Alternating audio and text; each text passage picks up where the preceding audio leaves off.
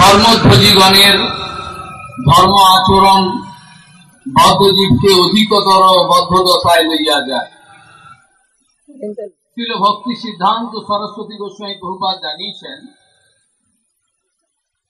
যে ধর্মধ্বজীগণের ধর্ম আচরণ বদ্ধজীবকে আরো অধিকতর বদ্ধদশায় লইয়া যায়।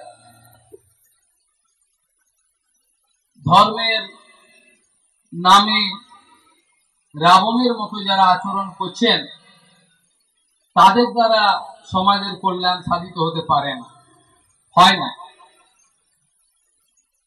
শ্রীল ভক্তি সিদ্ধান্ত সরস্বতী গোস্বামী প্রভুপাদ জানিয়েছেন জগতের লোক ভোগ বা মুখ্যের কুজ্ঝটিকায় সমাচ্ছন্ন হয়ে পরম সত্য বস্তু থেকে বহু বহু দূরে চলে গেছেন। তারা এতই দূরে অবস্থিত রয়েছেন পরম সত্য বস্তু থেকে যে তাদের কাছে আজকে আমি পরম সত্যের কথা যদি আলোচনা করতে যাই তারা তখন ভীত হয়ে পড়বে, তারা চিন্তিত হয়ে পড়বেন, এইসব কথার আবার দরকার কি ছিল, অন্য কথা বললেই তো হতো, ইত্যাদি ভাবে তারা ভীত হয়ে পড়বে। যার জন্য অপ্রাকৃত জগতের কথা বিশুদ্ধভাবে আলোচনা হতে পারছে না। যদি এখানে আপনারা এক্ষুনি শোনেন শ্রী চৈতন্য মহাপ্রভু সম্প্রদায়ের তরফ থেকে শ্রী জগন্নাথ মন্দির তথা শ্রী শ্রী চৈতন্য গৌরী মঠের তরফ থেকে পরম পূজ্য চরণ শ্রী শ্রীল ভক্তিবল্লভ তীর্থ গোস্বামী মহারাজের প্রতিনিধিত্ব করতে আমি এসেছি, সঙ্গে সঙ্গে আপনাদের মধ্যে হয়তো অনেকে অসন্তুষ্ট হয়ে পড়বেন, কেন সম্প্রদায়ের কথা আপনি বললেন, কেন আপনার যে সেক্টরিয়ান অ্যাটিটিউড, আপনাদের একটা সাম্প্রদায়িক ধারণা, সেক্টরিয়ান অ্যাটিটিউড, আপনি কি দাঙ্গা লাগাবেন নাকি? আমি বললাম আপনারা তো নিজেরা বুদ্ধিমান বলে দাবি করেন নিজেকে, আমিও বলছি হ্যাঁ আপনারা বুদ্ধিমান, কিন্তু বুদ্ধিমান হতে গেলে যে বিচারগুলো আপনাদের আসা দরকার সেগুলো আসছে না কেন? সম্প্রদায় বলতে স্থূল অর্থেতে, মোটা অর্থেতে সেক্টরিয়ান অ্যাটিটিউড বলে মনে হতে পারে। প্রত্যেকটি শব্দেরই দুটো বৃত্তি আছে, একটা হচ্ছে বিদ্যৎ ত্রুটি বৃত্তি, একটা হচ্ছে অবিদ্যৎ ত্রুটি বৃত্তি। জগতের যে লোক যে অর্থ অনুভব করে, বোঝে, সেই অর্থের বাইরেতে অনেক অনেক অনুভবের কথা এক একটা শব্দতে নিষ্কাশিত হয়। সম্প্রদায় কথাটা বলবার সঙ্গে সঙ্গে আপনারা এলার্জি যেন না হয়, আপনারা উত্তেজিত না হন।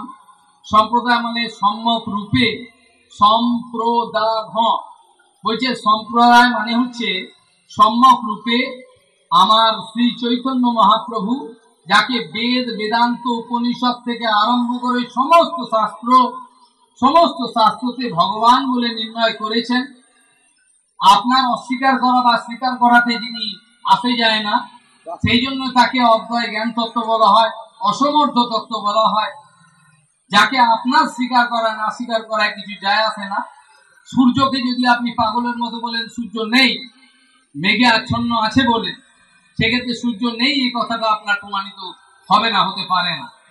সেই জন্য বলছেন সেই শ্রী চৈতন্য মহাপ্রভুর বিশুদ্ধ শিক্ষাকে এই জগতে ইনট্যাক্ট ওয়েতে, অর্থাৎ কোনো ভেজাল যেন না ঢোকে, বিশুদ্ধ রূপে জগতে প্রবর্তন করতে গেলে আমাদের গুরুবর্গ কিছু অনুশাসন করেছেন, কিছু অনুশাসন দিয়েছেন।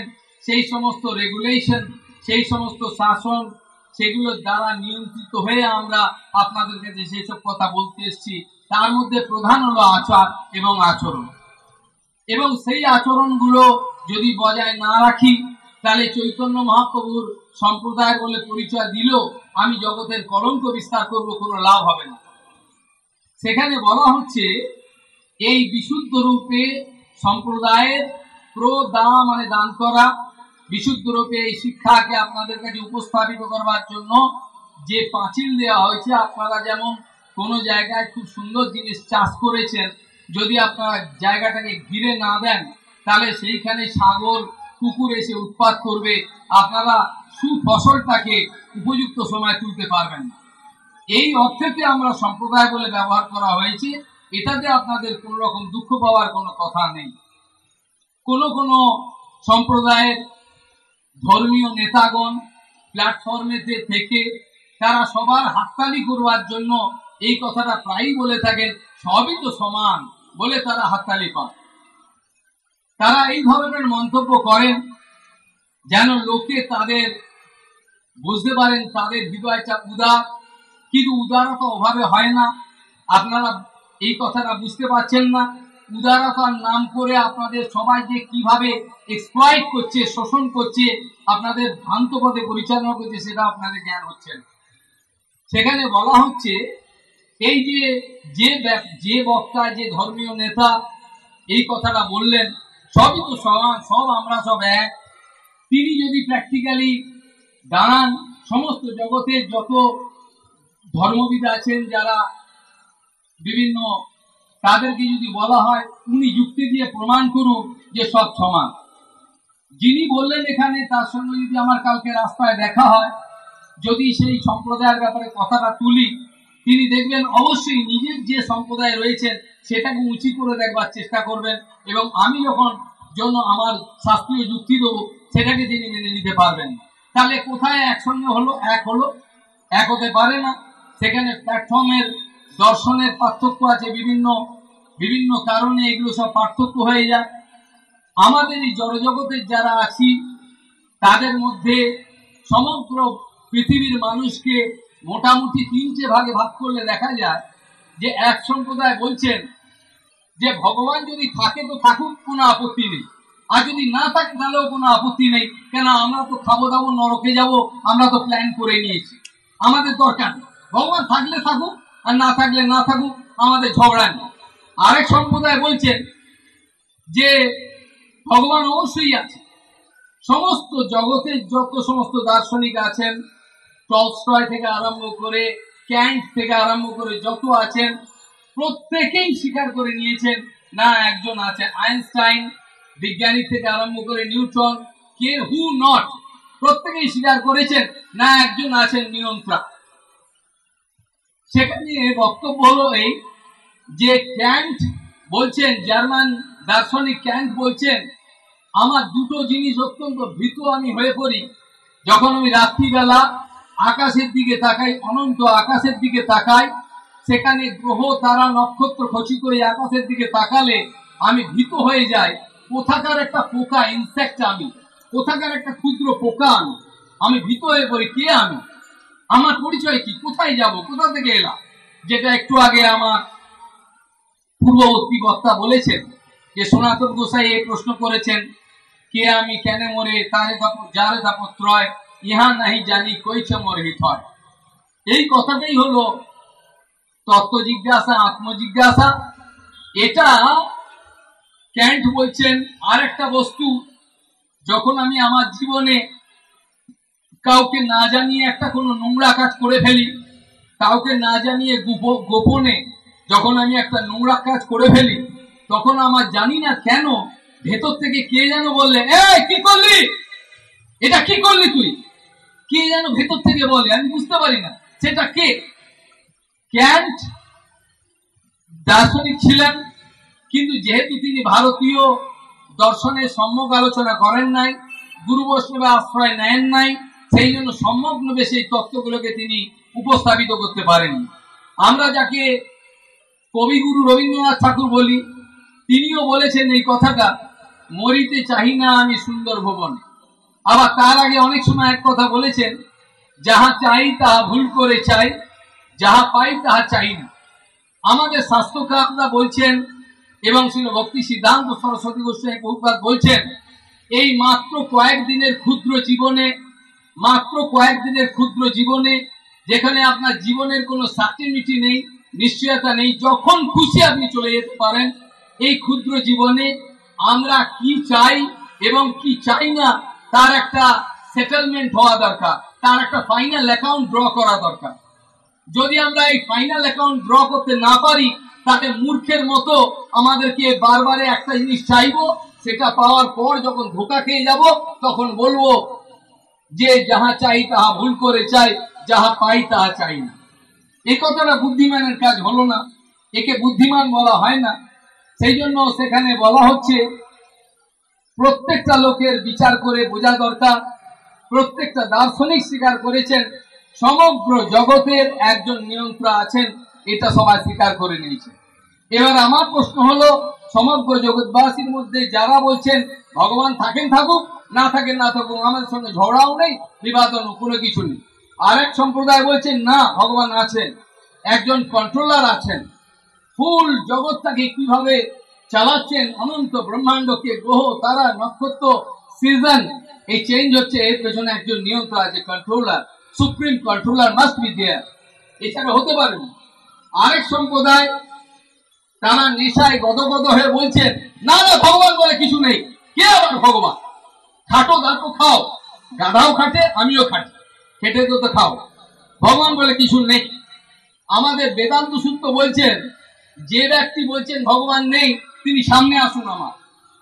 বেদান্ত সূত্র বলছেন যে ব্যক্তি জেদ করে বলছেন ভগবান নেই, সে মূর্খের মতো গোপনেতে স্বীকার করে ফেললেন ভগবান আছে বলে। কথাটার মানে বুঝলাম না, কথাটার কি মানে হলো? যিনি বললেন ভগবান নেই তিনি গোপনেতে ভেতরেতে অবচেতন মনে স্বীকার করে ফেললেন ভগবান আছে বলে। কি করে? বলে এটা যুক্তি শুনুন। বেদান্ত সূত্র সুন্দর ভাই বলছেন, বেদান্ত সূত্র বলছেন যে আত্মান্তিক অভাব, আত্মান্তিক অভাব বলে একটা জিনিস আছে। আত্মান্তিক অভাব, যে বস্তুটার কোনো এক্সিস্টেন্স নেই সেটাকে বলে আত্মান্তিক অভাব। আবার ক্ষণিক অভাব যেটাকে বলে, সেই অভাবের কথাও বেদান্ত সূত্রে বলা আছে। বিভিন্ন তত্ত্ব আমি বিস্তৃত আলোচনা করতে পারছি না, ক্ষমা করবেন। সেখানে বলছেন যে যখন কোনো ব্যক্তির আত্মান্তিক অভাব হয় সেই বস্তুটা আদৌ কোনো অস্তিত্ব নাই। যে বস্তুটা ক্ষণিক অভাব দেখা যাচ্ছে, যেমন একজন মহারাজ বলছেন এখনো সন্ধে হয় নাই, তার মানে সন্ধে এখনো কিছু বাকি আছে, সন্ধ্যার এখনো অনুপস্থিতি, কিছুক্ষণ পরে সন্ধ্যা হবে। আপনি কোনো বাড়িতে গিয়ে কোনো বাবুকে বলছেন গোপাল বাবু আছেন নাকি, ভেতর থেকে বললেন এক ব্যক্তি তার কন্যা, বলছেন বাবা নেই। তিনি কোথায় গেছেন? না রাঁচি গেছেন, তিনি 5 দিন পরে ফিরবেন। তো এই নেই কথাটার মানে এইটা আপনি বুঝলেন না যে সেই বাড়িতে তিনি থাকেন না বা সেই ব্যক্তি বলে কিছু নেই, এটা মানে হলো না। এর মানে হলো তিনি ওই সময়ের জন্য সেখানে নেই, সন্ধ্যা এখনো হয়নি, কিছুক্ষণ পরে হবে। এই যে আত্মান্তিক অভাব, ক্ষণিক অভাব, এই বিচারগুলো বেদান্ত বলা আছে। সেখানে দেখা যাচ্ছে যিনি বলছেন ভগবান নেই, সেখানে বেদান্ত সূত্র যুক্তি দিচ্ছেন যে বস্তুটার কোনো অস্তিত্ব বলে কিছু নেই, যে বস্তুটার এক্সিস্টেন্স নেই, সেই বস্তুটা নিয়ে আছে কি নেই এই কন্ট্রাডিকশন আসতে পারে না। কথাটা মাইন্ডে যারা বুদ্ধিমান ব্যক্তি তারা বুঝবেন, যে ব্যক্তিটার কোনো অস্তিত্ব বলে কিছু নেই, সে ব্যক্তিটা আছে বা নেই এরকম ধরনের তর্ক ওই বস্তুটা নিয়ে হয় না, এটা হতে পারে না। যেমন ধরুন অশ্বডিম, আকাশ পুষ্প, এগুলো আমরা বলি, কিন্তু মনে আমরা জানি অশ্বডিম বলে কোনোদিন কিছু হতে পারে না। কিন্তু আমরা এমনি যুক্তি দিই ঘোড়ার ডিম, এই কথাটা বলি, তাহলে ওই বস্তুটা অস্তিত্ব নাই, এরম বোঝাবার জন্য এই কথাটা ব্যবহার করা হয়। কিন্তু ভগবান নেই এই কথাটার মানে তিনি বললেন ভগবান নেই, সে গোপনেতে ভিতরেতে স্বীকার করে নিলেন ভগবান বলে এক বস্তু আছে। যদি না থাকতো তার মনেতে নেই বা আছে, এই কন্ট্রাডিকশন আসতো না। প্রশ্ন হলো এই, বিভিন্ন সম্প্রদায় বলছেন একটা ঢেঁকিকে, বলছে ঢেঁকিটাও ভগবান, আবার দরিদ্র খেতে পায় না তাকে বলছেন নারায়ণ, দরিদ্র নারায়ণের সেবা। আমরা বলছি আপনারাও তো একটু মগজে কিছু আছে, সামান্য একটু বুদ্ধি আছে। যদি আপনাদেরকে আমি আজকে ভজনের নামে কোনো নোংরা কথা শেখাই, আপনাদের মাথায় কিছু কি নেই? আপনারা সেগুলো বিবেচনা করতে পারেন না? কোনো ব্যক্তি যদি লিগ্যাল কোনো প্রশ্ন তোলেন, আইন ঘটিত কোনো ব্যাপার, কোনো ব্যক্তি অকারণে একটা আইনের বাইরের কথা বলছেন, কিন্তু সেই ব্যক্তি বোকা বলে সেটা স্বীকার করে নিল, কিন্তু সেই আইনের ইস্যুটা নিয়ে যদি বড় একটা উকিলের কাছে যাওয়া যায়, তিনি তখন বিভিন্ন কেসের হিস্ট্রি খুলে আইনের বুক বার করে বলে দেবে এই কথাটা মিথ্যে, এটা সত্য না। অর্থাৎ যেমন আইনের ক্ষেত্রে আপনারা ডকুমেন্ট বার করেন, কত সেকশনে কত জায়গায় কি ডকুমেন্ট আছে, সেই ধারা অনুযায়ী আপনারা বিচার করেন। শাস্ত্রের ক্ষেত্রে ভগবান শ্রীকৃষ্ণ আপনাদের বলেছেন, কিন্তু আপনাদের এতই দুর্ভাগ্য যে এইগুলো বাদ করে দেখার আপনাদের সুযোগ হয় না। ভগবান বলছেন তসমাৎ শাস্ত্র প্রমাণ আনতে কার্যকার্য ব্যবস্থিত। কি করতে হবে কি করতে হবে না সমস্ত কিছু তোমাদেরকে শাস্ত্রের বিচার সাধুগুরু বৈষ্ণবের কাছে শুনতে হবে। নিজে শাস্ত্রের বিচার বোঝা যায় না। সেখানে আমার প্রশ্ন হলো, যে ব্যক্তিরা আপনাদেরকে বোঝাচ্ছেন নারায়ণ দরিদ্র খেতে পায় না, রাস্তায় ঘুরে বেড়াচ্ছে, এরা সব দরিদ্র নারায়ণ, যে বলছে ঢেকিটাও নারায়ণ, যদি এরকম এত সস্তা যদি ভগবান হয়, ভগবানের কনসেপশন যদি এত সস্তা হয়, তাহলে সেই ভগবানকে কে জিজ্ঞাসা করবে? আমরা সেই ভগবানকে তো বেলচা দিয়ে তুলে ডাস্টবিনে ফেলে দেবো। যদি ভগবানের কনসেপশন এরম হয় আর আপনারা যদি এতটা মূর্খ হন, তাহলে আপনাদের কাছে ধর্মীয় কথা, এইসব অপ্রাকৃত কথা গৌরী মঠের তরফ থেকে এসে আলোচনা করা বৃথা। কেন, একটা সত্যের যদি মুখোমুখি হতে হয়, সত্যকে শোনবার জন্য আপনার সাহস দরকার। সত্যকে শোনবার জন্য, সত্য সবাই শুনতে পারে না, সত্যকে শোনবার জন্য সাহস দরকার, তা নাহলে কেউ সত্য শুনতে পারবে না। জগতের লোক আমাদের প্রহ্লাদ মহারাজ বলছেন ভাগবতে সপ্তম স্কন্ধেতে, সুখম ঐন্দ্রিয়কম দৈত্বা দেহ যোগীন দেহিনাম সর্বত্র লভ্যতে যস্মাৎ যথা দুঃখম অযত্নতঃ। যেমন আপনারা কোনো চেষ্টা করেন না যে দুঃখ আমার কাছে আসুক। আপনাদের মধ্যে কেউ কি চেষ্টা করেন যে বেশি করে দুঃখ আমার কাছে আসুক? আপনাদের মধ্যে কেউ করেন। বরঞ্চ আপনাদের মধ্যে যত লোক আছেন পৃথিবীতে, কেবল সাধুগুরু বৈষ্ণব ছাড়া তাদের জীবনের যত কিছু অ্যাক্টিভিটি, পড়াশোনা থেকে আরম্ভ করে চাকরি বাকরি থেকে আরম্ভ করে যা কিছু মরার আগের দিন পর্যন্ত তারা যা কিছু করেন, তারা সমস্ত কিছু নিজের সেলফ ইন্টারেস্টের জন্য, নিজের আত্মসুখের জন্য করেন। The whole world is running behind self satisfaction. প্রত্যেকটা লোক জগতের দৌড়াচ্ছে নিজের আত্মতুষ্টির জন্য। কিন্তু এই রিয়াল সাধু, একজন বাস্তবিক সাধু কি জানেন কোন জিনিসটাতে আমার এরকম হাত করা পড়বে, কোন বস্তুটাতে আমি বন্ধন মুক্ত হয়ে জগৎ থেকে চলে যেতে পারবো। এই ধারণা যতক্ষণ আপনাদের না থাকবে, ততক্ষণ পর্যন্ত কোনো লাভ হবে না। সেই জন্য যত অর্থকরী বিদ্যা জগতে আছে, সমস্ত কিছুর পেছনে আপনাদের এই কি করে আপনারা খাওয়া দাওয়া, দেহের সুখ, আরাম করবেন, এই বিচার ছাড়া আপনাদের দ্বিতীয় বিচার নাই। যদি থাকে প্রমাণ করুন এসে। যে কোনো শিক্ষা, যে কোনো কিছু করেন, যা কিছু আপনি ছেলেপেলেদের উপদেশ দেন বা আপনার গার্জেনরা আপনাকে যে উপদেশ দেন, সমস্ত কিছু অ্যাডভাইসের পেছনে লুকিয়ে রয়েছে একটাই জিনিস, সেটা হলে কি করে আমি সুখে থাকবো, ভালো করে ভোগ করতে পারবো। এই কনসেপশন আপনাদের মুখে লুকিয়ে রয়েছে। কিন্তু আমাদের ভক্তি সিদ্ধান্ত সরস্বতী গোস্বামী বহুবার জানাচ্ছেন যে logical interpretation can not stand in the way of that absolute truth. অপ্রাকৃত সত্যকে আপনি জানবেন, আপনার এই মগজের মধ্যে এতটুকু ঘুলি রয়েছে, সেটাকে খাটিয়ে আপনি ভগবান কিরকম সেটা জেনে নেবেন, এটা হতে পারে না। এতটা বোকা আপনি হলেন কি করে? আপনি যখন মায়ের গর্ভে ছিলেন, যদি আপনাকে কেউ প্রশ্ন করতো মাটা কেমন রে তোর, আপনি কি গর্ভ থেকে বলে দিতে পারতেন আমার মাটা ফর্সা কি কালো, কি লম্বা কি বেটে, মোটা কি রোগা? মায়ের গর্ভে থেকে আপনি বলে দিতে পারবেন? সেরকম ফিনাইট কনসেপশন নিয়ে আপনি ইনফিনাইট অনন্ত ভগবানের সঙ্গে আপনি যোগাযোগ করবেন, এটা হতে পারে না। আরেকটা কথা আপনাদের যত শিক্ষিত সমাজের কাছে বলতে চাই, এটা অতি দুঃখের সঙ্গে বলছি। সেটা কি বলছেন? সেটা হচ্ছে প্রথম অনুরোধ আপনাদের কাছে যে India is the land of spiritual cultivation. Bharatvarsha হল আধ্যাত্মবিদ্যার দেশ। যীশু খ্রিস্ট পর্যন্ত লুকিয়ে লুকিয়ে ভারতবর্ষে এসেছিলেন। আপনারা missing life of Jesus Christ পড়ে দেখবেন। সেখানে বলছেন India is the land of spiritual cultivation.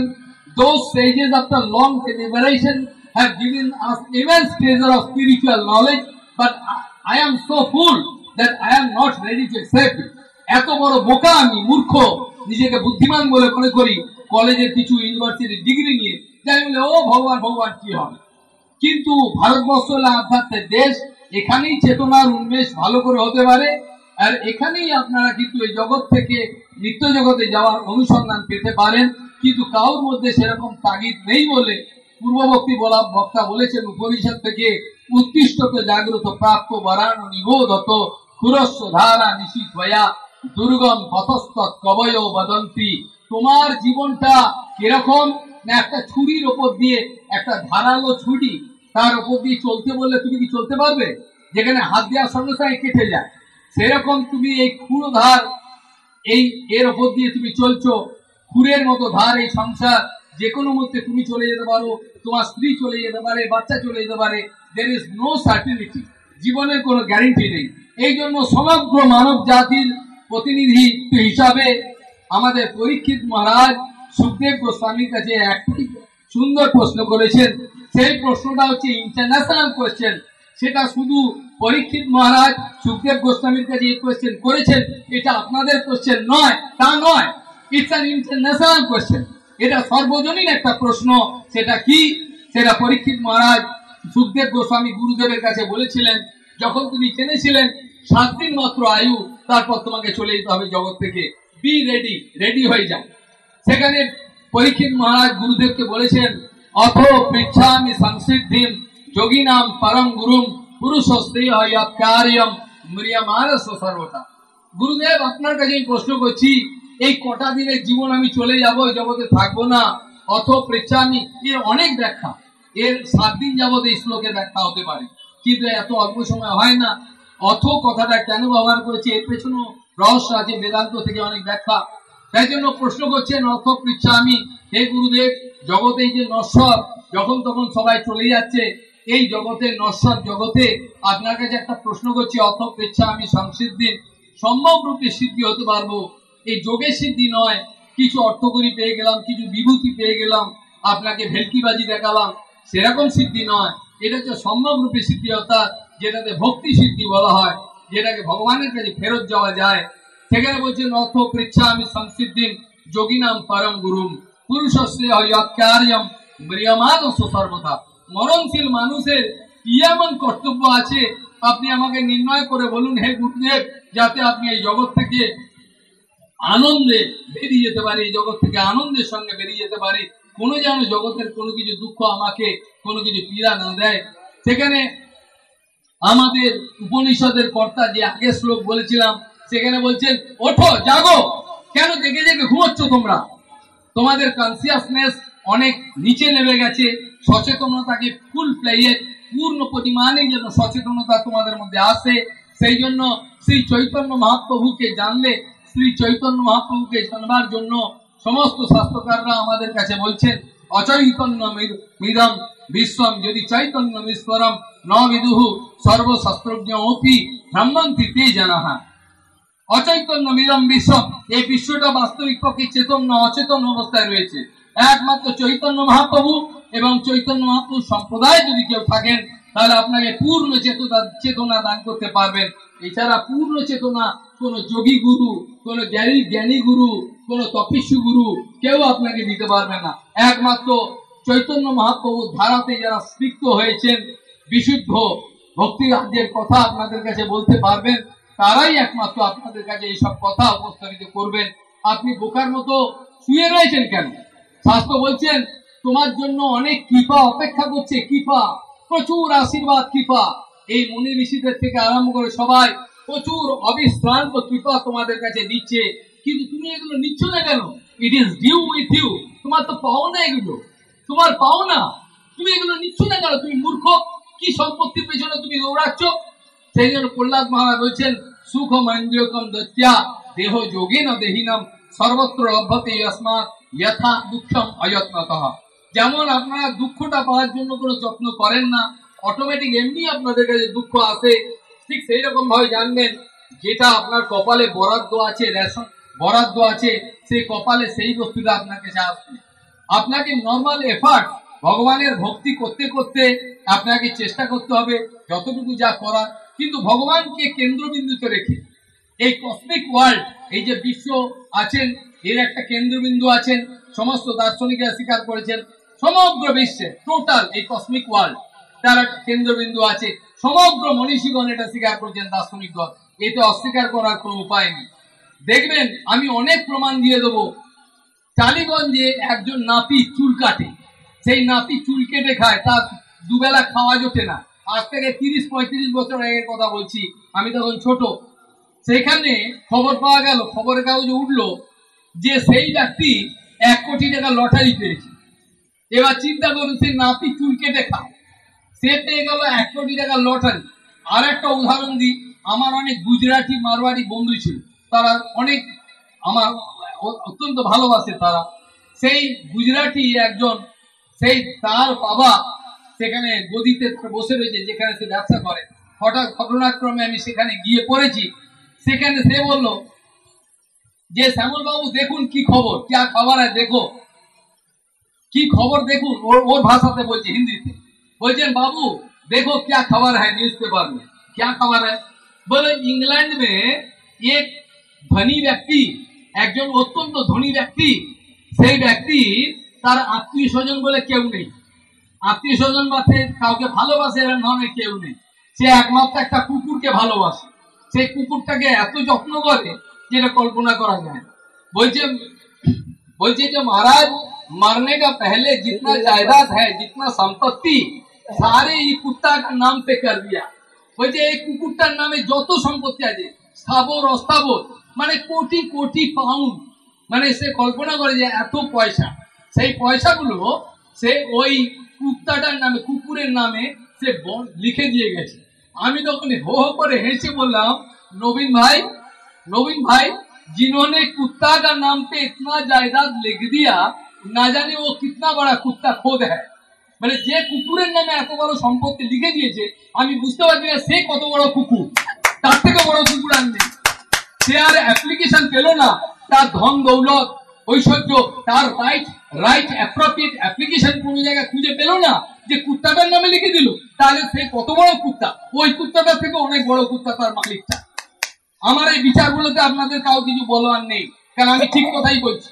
আর একটা দিগন্তকারী বিচার বলি, প্রহ্লাদ মহারাজ বলছেন, আপনারা স্বাভাবিক চেষ্টা করবেন ভগবানকে কেন্দ্রবিন্দুতে রেখে আপনারা সংসার করুন। আপনাদের বলছি না সংসার থেকে পালিয়ে যান। শ্রী চৈতন্য মহাপ্রভু শিক্ষার অরিজিনটা আমি আপনাদেরকে তুলে ধরি, যেটা আপনাদের কাছে অবাক লাগবে, আপনারা কোনোদিন শোনেননি এই কথা। সেটা কি না, বলছেন এই যে বিশ্ব দেখছেন, চরাচর বিশ্ব, এই চরাচর বিশ্ব দেখছেন, এটা শব্দ থেকে এসছে। এই চরাচর বিশ্ব যত কসমিক ওয়ার্ল্ড যত দেখছেন, এটা শব্দ থেকে এসছে। বলেন শব্দ থেকে এসছে এই জগৎ? বলে হ্যাঁ, উপনিষদে আমি উপনিষদ বেদান্ত সূত্র থেকে 2-3 সত্য বলবো আপনাকে, কিন্তু ব্যাখ্যা করার সময় পাবো না। একটা শ্লোক কি, অনেকগুলো বলবার ইচ্ছা আমার, যে শব্দ থেকে এই বিশ্ব এসছে। বলে এটা কি করে হয়? বলছে সেটা আমাদের বেদান্ত সূত্র বলছেন ইচ্ছেতেনা অশব্দম, যেটা অশব্দ, যেটা বাস্তবিক অপ্রাকৃত শব্দ নয়, যেটা জড় শব্দ, সেটাকে দেখবার চেষ্টা করো না। অর্থাৎ ঘুরিয়ে বলতে গেলে এরম ভাবে যে অপ্রাকৃত শব্দকে তোমরা দেখবার চেষ্টা করো। আরে শব্দকে দেখা যায় না, কি বলেন, পাগল নাকি? বল না, আমি এখন প্রমাণ করে দেবো অপ্রাকৃত শব্দকে দেখা যায়। অপ্রাকৃত শব্দের পাওয়ার কি, এক একটা সাইন্টিফিক এভিডেন্স দিয়ে আপনাদেরকে যে প্রমাণ করে দেবো। কেউ আপনাদের মধ্যে থাকবে না, যেখানেই থাকুন, এখানে এসে আমার এই কথা খণ্ডন করার কেউ নেই। এই জন্য অসমর্থ কথা আমি উচ্চারণ করছি। সেটা কি, ইচ্ছেতেনা শব্দম, অর্থাৎ যেটা অপ্রাকৃত শব্দ, সেটাকে দেখবার জন্য আপনারা ব্যস্ত হন। আর একটা কি, যে গৌণশ্চেত ন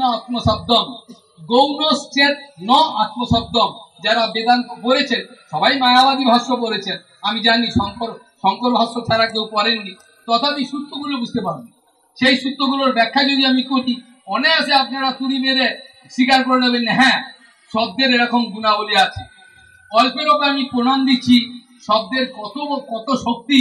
সেটা কি না, অপ্রাকৃত শব্দ, একটা শব্দের কথা বলছি, সেটা গীতাতেও ভগবান স্বীকার করেছেন। ওম ইতি একাক্ষরম ব্রহ্ম বাহারানো স্মরণ जो प्राति तैजनम देहम स्वजाति परमानुभूति। ओम इति एकाक्षर ब्रह्म मंत्र, এই যে ওম, এই যে ওঙ্কার নাদ সমেত ওঙ্কার শব্দটা বলা হলো, এটা হলো সৃষ্টির বীজ। এটা থেকেই আমাদের অন্যান্য পর্যায়ে সব শাস্ত্রগুলো সব এই বীজ থেকে এসছে, এবং ইনফিনিটি ব্রহ্মাণ্ড এই ওঙ্কার নাদ থেকে এসছে। বলে কি করে? আপনাকে আমি আপনার জায়গায় দাঁড়িয়ে প্রমাণ করে দেবো, যে আপনি নিজেই বলতেন ওঙ্কার নাদ আপনার সঙ্গে অনন্তকাল ধরে রয়েছে, এখনো আছে, পরেও থাকবে, আপনি এটাকে অস্বীকার করতে পারবেন না। সেটা কি? শ্রীমদ্ ভাগবতী মহাপুরাণ 11 স্কন্ধেতে ভগবান শ্রীকৃষ্ণ উদ্ধবকে বলছেন হৃদয়ঙ্কার অবিচ্ছিন্ন, বলছে হৃদয়েতে একটা ওঙ্কার নাদ হচ্ছে। হ্যাঁ, হৃদয়েতে একটা ওঙ্কার নাদ হচ্ছে। হ্যাঁ, হৃদয় অবিচ্ছিন্ন ওঙ্কার নাদ বিশীর্ণ হয়ে যাচ্ছে। সেই শব্দটা সেটা আস্তে আস্তে যেমন একটা ঘন্টা বাজালে পরে সেটা আস্তে আস্তে ঢং ঢং করে আস্তে আস্তে আস্তে আস্তে মিলিয়ে যায়।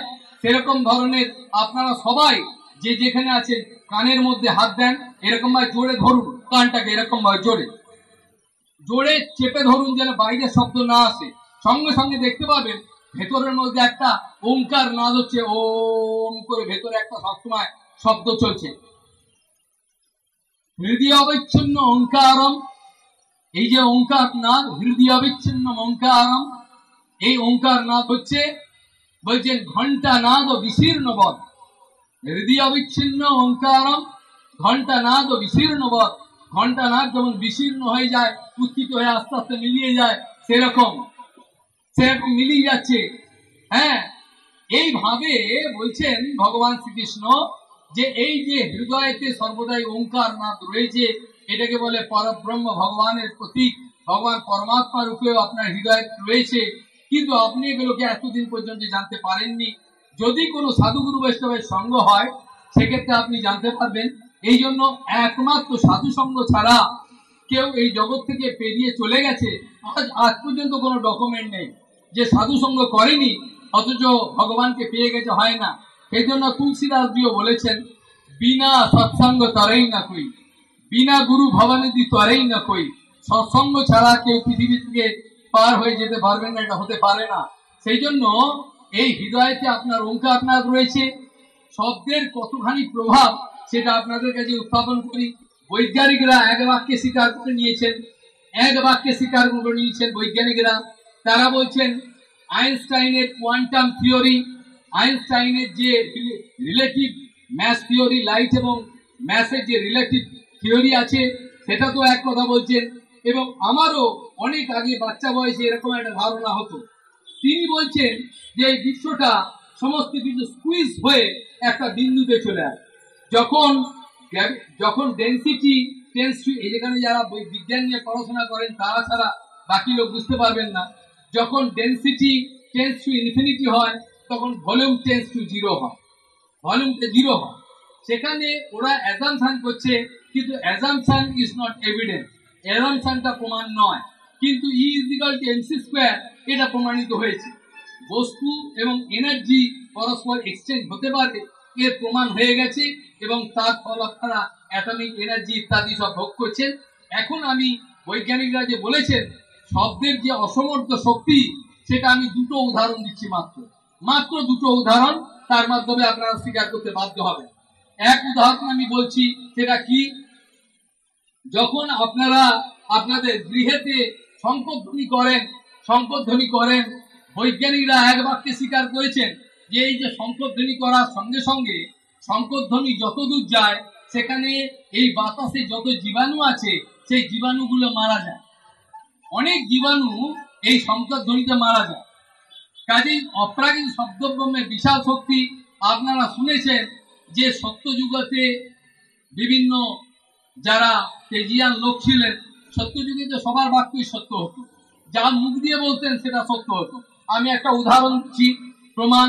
ভগবান শ্রীকৃষ্ণ যখন মর্তলীলা করেছিলেন, এই জগতে এসে অদ্ভুত মানুষের মতো লীলা করেছিলেন, মানুষ লিঙ্গ ধারণ করে, যেটাতে কাউ সন্দেহ হয়ে যাবে বলে এই আবার কি, আমারই মতো লীলা করছেন দেখতে। সেই ভগবান শ্রীকৃষ্ণ যখন লীলা করেছেন, লীলা করে যখন তিনি চলে যাবেন জগৎ থেকে, তখন তিনি দ্বারিকা ধামেতে তার যে যাদব বংশ আছে, সমস্ত যারা পৃথিবীতে অত্যাচারী ছিল তাদেরকে সব তিনি সংহার করে ফেলেছেন। কেবল যাদব বংশ ছিল, তাদেরকে সংহারের মতো কেউ নেই। তখন ভগবান শ্রীকৃষ্ণ একটা পরিকল্পনা করলেন, সাধুগুরুর মাধ্যমে, বাক্যের মাধ্যমে এদেরকে জগৎ থেকে নিয়ে যাবেন। কি ঘটনাটা বললে আপনারা বুঝতে পারবেন। তার প্রমাণ আছে ভাগবতেতে। সেখানে কি না, যাদব বংশকে এই জগৎ থেকে নিয়ে যাওয়ার জন্য ভগবান শ্রীকৃষ্ণ প্ল্যান করলেন। ভেতরে একটা চিন্তা করলেন যে আমি তো ডাইরেক্ট এখানে কিছু করতে পারবো না, এক কাজ করি, সাধুগুরু বৈষ্ণবের মুখের যে বাক্য, এটাকে চালনা করে আমি এদেরকে এই জগৎ থেকে নিয়ে যাব। সেখানে কি বললেন? সেখানে দেখা গেল যে নারদ ঋষি থেকে আরম্ভ ধর্ম, পরাশর, ব্যাস, বিভিন্ন যা ঋষিমুনি আছেন, তারা যদৃচ্ছা করে ভগবানের ইচ্ছায় তারা কি করলেন? দ্বারকা ধামেতে গিয়ে পৌঁছান। মাইন্ড ভালো করে শ্রবণ করবেন, এই ডকুমেন্টটা কত বড় ডকুমেন্ট ভাগবতে আছে। সেখানে বলছেন সমস্ত মুনি ঋষি সেইখানে গিয়ে দ্বারকা ধামেতে গেলেন। দ্বারকা ধামেতে গিয়ে দ্বারকা শহরের বাইরেতে যে জঙ্গল আছে, বিভিন্ন বাগান, এখানে সব মুনি ঋষি দল ভেদে বসেছেন। সেখানে অপ্রাকৃত সেই বিষয় চিন্তা করছে, বসে তারা ভজন করছেন। এই সময়তে ভগবানের ইচ্ছা ক্রমে কি হলো যে কৃষ্ণের যে ছেলে পেলে নাতি এরা সব আছে, এরা সব খেলা করতে করতে সবাই এই বাগানেতে অর্থাৎ এই জঙ্গলে তারা তাকে এখানে চলে এলো। এখানে এসে তারা ভেতরে মজা করছিল, খেলা করছিল। খেলা করতে করতে তারা নিজেরা দুর্বুদ্ধি হলো, প্ল্যান করলেন যে আচ্ছা এক কাজ করি, এই সাধুগুরু বৈষ্ণবকে আমরা একটা মজা করব। সাধুগুরু বৈষ্ণব সঙ্গে মজা করতে নেই, কৃষ্ণ এসব শিক্ষা দেননি, কিন্তু বুদ্ধি খারাপ হয়েছে, ভগবানের ইচ্ছায় দুর্বুদ্ধি হয়ে গেল। তারা বললেন সাম্বকে কি করলেন? পেটে কাপড় জড়ালেন বেশি করে, বাদক জড়িয়ে সন্তান সম্ভবা কোন নারী তৈরি করলেন, দেখতে খুব সুন্দর সাম্ব। এদের ঘোমটা পরালেন, পরিয়ে তাকে সামনে নিয়ে এসে মুনি ঋষিদের কাছে বলছেন, এসে হে মুনি ঋষিগণ, আপনাদের কাছে একটা প্রার্থনা, এই যে সন্তান সম্ভবা, এই যে নারী, এর ছেলে হবে কি মেয়ে হবে একটু বলে দিন দয়া করে। ওরা দিব্য দর্শন আছে, তারা সঙ্গে শোনার সঙ্গে সঙ্গে অত্যন্ত রেগে গেলেন। কি বললেন? এত বড় ধৃষ্ট তোরা, এত বড় তোদের সাহস, আমাদের সঙ্গে মজা করতে এসেছি, যা এর পেটে মুসল হবে, যা মুসল হবে। মুসল হবে মানে লোহার মুসল। সঙ্গে সঙ্গে বাক্যটা মুখে বলার সঙ্গে সঙ্গে সেখানে দেখা গেল পেটের মধ্যে সাম্বর একটা মুসল মানে লোহার একটা বা ভেতরে। তারা ভূত হয়ে গেল, একই কাণ্ড, আমরা খেলা করতে এসেছি, একই হয়ে গেল। তারা এই নিয়ে গিয়ে সাম্ব সেই মুসলটাকে প্রসব করলেন। মুসলটাকে প্রসব করে তারা চিন্তিত, বলে কুলনাশক মুসল, শুধু মুসল বলেনি, যা এর পেটে মুসল হবে, কুলনাশক মুসল। এই মুসল প্রসব করলো। সেই লোহার বাঘটাকে নিয়ে তারা চিন্তা করতে করতে পাগল হয়ে গেল। গিয়ে কৃষ্ণের কাছে গিয়ে সুধর্ম সবাই গিয়ে সবার কাছে কাঁদতে কাঁদতে বললো, আমাদের আজকে একটা বিপদ করে ফেলেছি, আমরা একটা অন্যায় কাজ করেছি। সাধুগুরু বৈষ্ণব ঋষিরা সব বাইরে এসছে, তাদের সঙ্গে মজা করতে গিয়ে আমরা এরকম একটা খেলা করেছিলাম, আর তারা রাগ করে বললো, চা এর পেট পুরোনো সব মুসল। সত্যি সত্যি দিকে সঙ্গের পেটে মুসল, এবং তারপর মুসল বেরোলো। এখন আমরা এই মুসলকে কি করব, আপনি বিচার করে বলুন। উদ্ধবজি ছিলেন, অক্রূর সেখানে সবাই ছিলেন, সেখানে উগ্রসেন ছিলেন, কৃষ্ণ ছিলেন, বলরাম, সবাই চিন্তিত। ভাবলেন এক কাজ কর, এই মুসলটাকে নিয়ে সমুদ্রের তীরে যা, গিয়ে পাথরের ওপর বেশি করে ঘষ, ঘষতে ঘষতে একেবারে ঘষে ঘষে যেমন চন্দন জল করে দেয়, গলে ফেলে দিল, হয়ে গেল, যা আর কিছু হবে বলে। তারা সেই মুসলটাকে নিয়ে গেল কোথায়? সমুদ্রের তীরে। সেখানে পাথরের ওপর ঘষতে ঘষতে ঘষতে সেটাকে জল করে দিল, দিয়ে এতটুকু রয়েছে একটা পাতলা, এইটুকু পাথর, বলে এটার আমাদের ফুলটাকে নাশ করতে, এটা ফেলে দেবে বলে ওইটুকু, ওই যে সান্ধ্যা পাতলা কলার মতো, ওটাকে ফেলে দিল, টিনের মতো পাতলা হয়ে গেছে। এবং সেই যে লোহার যে ঘষেছে, লোহার যে চূর্ণগুলো, পাউডার গুলো, ফেরিক অক্সাইডের যে পাউডার গুলো, সেগুলো সব সমুদ্রের জলে ভাসতে ভাসতে গেল, কেউ কোনো ঢেউতে তীরেতে লাগলো।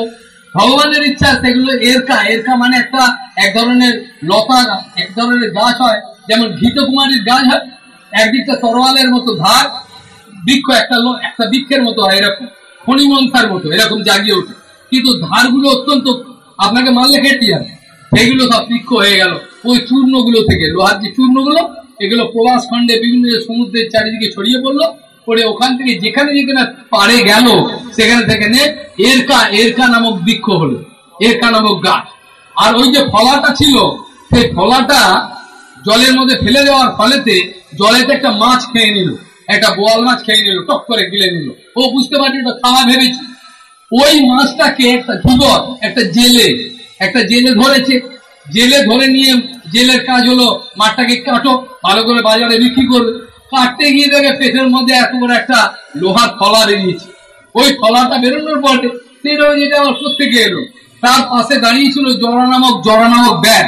সে বললো, এই তো মাছের পেটে দিয়ে এটা বেরিয়ে, তুই এটা কি করবি? এটা আমায় দিয়ে দে।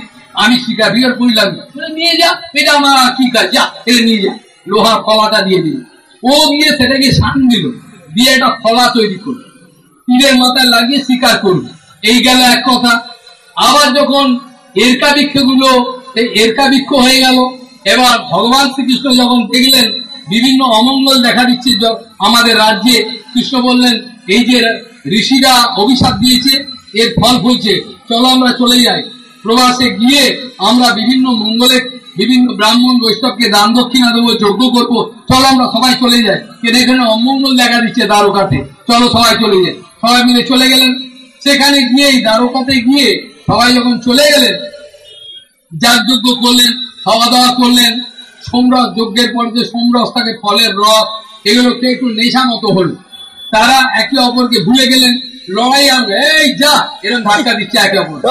করতে করতে কি করলো, ওই এরকা বৃক্ষ তুলে হাতে অস্ত্র শস্ত্র নেই, একে অপরকে কাটতে আরম্ভ করলো। করে কি করলো, সমস্ত যদুবংশ ভগবান ইচ্ছাতেই নিয়ে গেলেন। তারপরে কৃষ্ণ এবং বলরাম ছিলেন, বলরাম চলে গেলেন সমুদ্রের নদীতে শুয়ে পড়লেন, পরে শেষ না অনন্ত রূপ ধারণ করে তিনি মিলিয়ে গেলেন। কৃষ্ণ একা বিষণ্ণ মনেতে, সবাই দেখলেন বিষণ্ণ, কৃষ্ণের বিষণ্ণতা নাই, দেখলেন চলে গেল সবাই। তিনি চলে গেলেন, অপ্রাকৃত তার বিচার। তিনি চলে গিয়ে গাছের তলায় এভাবে পায়ের উপর পা তুলে অশ্বত্থ গাছের তলায় বসলেন। সেই পায়ের তলা রক্তের মতো লাল, সেটাকে দেখে জরা নামক ব্যাগ দূর থেকে পাখি মনে করলো, করে একটা তীর ছুড়ল। কৃষ্ণের পায়েতে এটা বিদ্ধ হলো। সে তখন দৌড়ে এসে দেখলো এটা পাখি না, একটা সাক্ষাৎ কৃষ্ণ চতুর্ভুজ রূপ ধারণ করে রয়েছে। ভাগবতে আমাদের শিরস্বামী পাদ, বিশ্বনাথ চক্রবর্তী পাদ সমস্ত এর বিচার দিয়েছেন। জড়জগতের মূর্খ লোকগুলোকে বোকা বানাবার জন্য কৃষ্ণ প্রমাণ করলেন, কৃষ্ণের পায়ে তীর লেগেছে, কৃষ্ণ নাকি অন্তর্ধান করেছে। তা নয়, ভাগবতে পরিষ্কার লেখা আছে, ভগবানের রথ এলো, ভগবান নিজে সশরীরে রথে উঠলেন। ভাগবতে বিচার বলা আছে, সমস্ত চলে গেলেন। চৈতন্য মহাপ্রভু সনাতন গোসাইকে সব বিচার বলেছেন।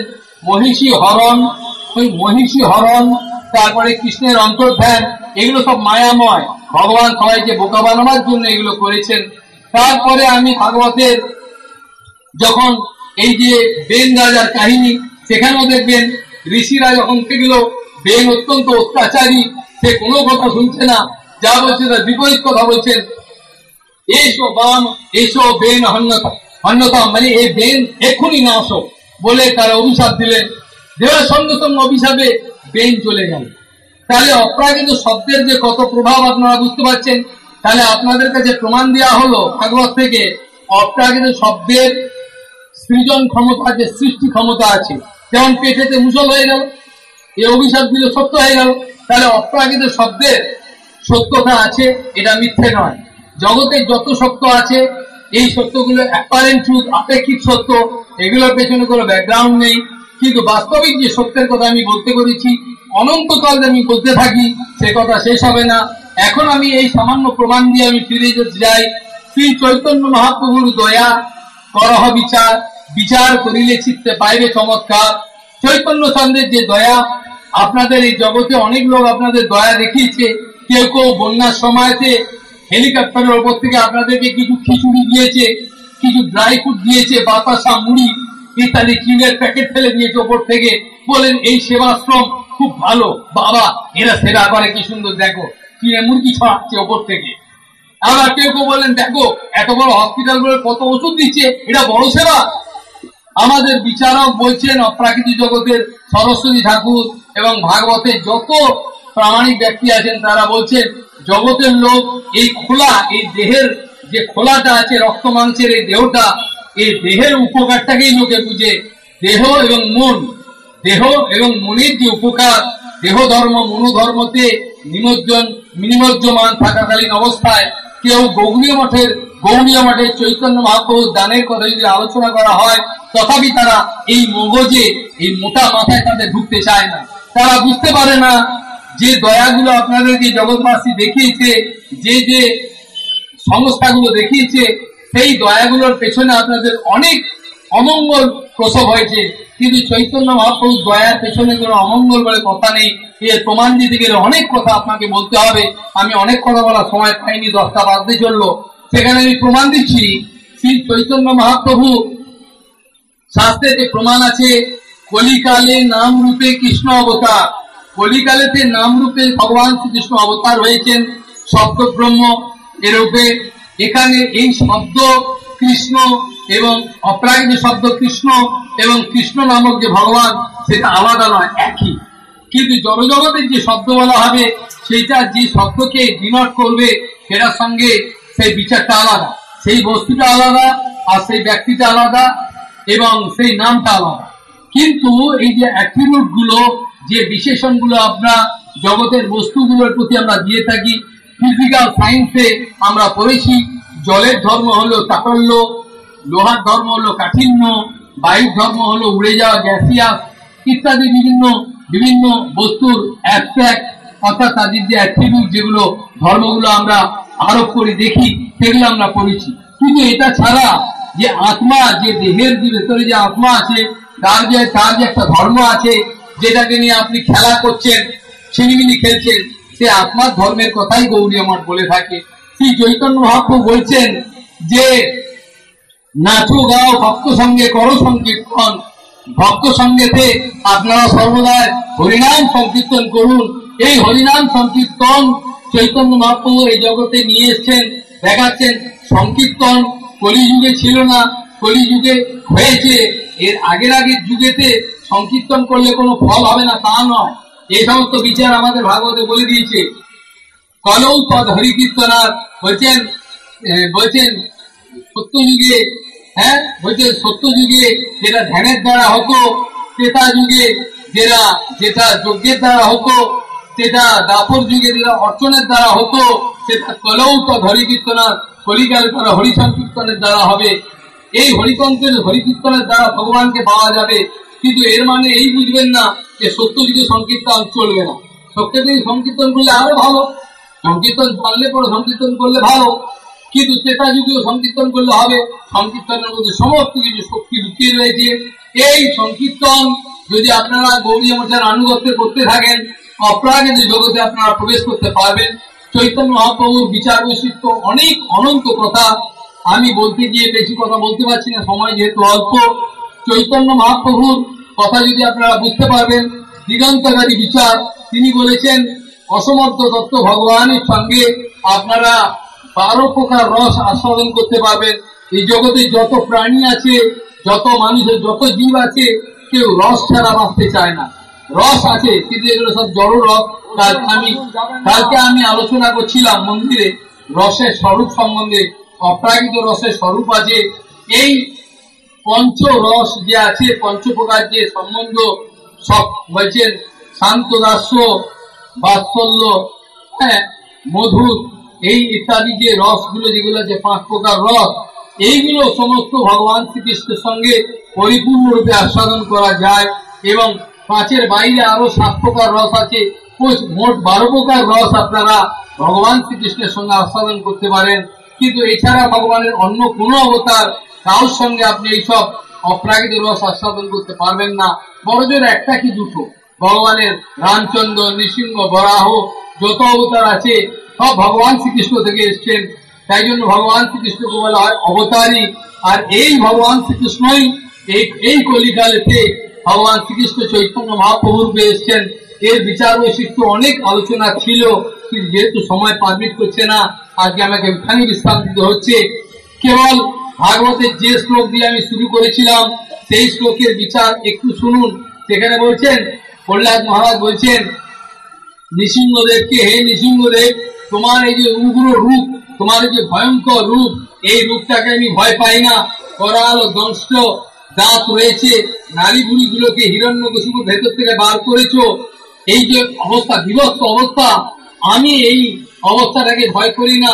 আমি একমাত্র ভয় করি কি, সংসার যে রয়েছে, এই সংসারের যে বিভক্ত চেহারা, এইটাকে আমি ভয় করি। সংসারের যে ভয়ঙ্কর চেহারা, এটাকে আমি ভয় করি। এছাড়া ভগবান তোমার এই যে উগ্র রূপ, সেটাকে আমি ভয় করি না। প্রহ্লাদ মহারাজ হিরণ্যকশিপুকে অনেক কথা বুঝিয়েছিলেন, কিন্তু হিরণ্যকশিপুর মাথায় ঢোকেনি। প্রহ্লাদ কথাটার মানে হলো, প্র মানে হচ্ছে পরা, অপ অনু উপসর্গ। প্রহ্লাদ কথাটার মানে প্র মানে প্রকৃষ্ট, অর্থাৎ সেখানে বলছে নিত্য আনন্দ, এটাকে বলে নিত্য আনন্দ। এই প্রহ্লাদ, লাদ মানে হচ্ছে আনন্দ, প্র মানে প্রকৃষ্ট, নিত্য আনন্দ, সেটাই স্বরূপ হলো প্রহ্লাদ। এই প্রহ্লাদকে ধ্বংস করতে চেয়েছিলেন হিরণ্যকশিপু, কিন্তু প্রহ্লাদকে ধ্বংস করা যায় না, নিত্য আনন্দকে ধ্বংস করা যায় না। সমস্ত জগতের শক্তি, জগতের অর্থবল এক জায়গায় জড়ো করলেও আপনারা সেই নিত্যানন্দকে ধ্বংস করতে পারবেন না। সেই জন্য প্রহ্লাদ মহারাজ তার পিতাকে রক্ষা করতে চেয়েছিলেন, কিন্তু পিতার মাথায় ঢোকেনি, কারণ হিরণ্যকশিপুর কেবল ভোগ্য বুদ্ধি ছিল। এই ছেলেটাকে তিনি ভোগ করবেন, তিনি এটা যে জগৎগুরু, এই বুদ্ধি রাখতে পারে, এটা আমার ছেলে, এটাকে আমি ভোগ করব, এই বুদ্ধি থাকবার জন্য তার বন্ধন হয়েছিল। সেই জন্য প্রভুপাদ জানাচ্ছেন যে আমরা যখন জগৎকে ভোগ্য বুদ্ধিতে দর্শন করি, তখন সেটা আমাদের পক্ষে বন্ডেজ হবে, আমাদেরকে বেঁধে ফেলবে, আপনি জগৎ থেকে বেরোতে পারবেন না। জগতের ওপর আধিপত্য বিস্তার করবার দৃষ্টিভঙ্গি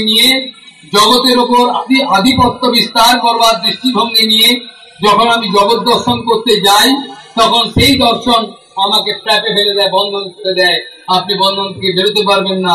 একমাত্র ভক্ত সঙ্গ করুন, ভক্ত সঙ্গ করতে করতে গৌড়ীয় মঠের অপ্রাকৃত বিচার এগুলো জগতের কাছে বলুন, জগতের লোকের অন্ধকার চলে যায়, তাহলে মঙ্গল হবে। অজ্ঞানীন আবৃতম জ্ঞানম তেন মধ্যন্তি জন্ম, ভগবান এই কথা বলেছেন। আর এর সঙ্গে এখানে বিশ্রাম দিচ্ছি। বাঞ্ছা কল্পতরুস্থিতি পার্থিব পতিতান পাবন ভো বৈষ্ণব ভো নমো। আপনাদের কাছে আমি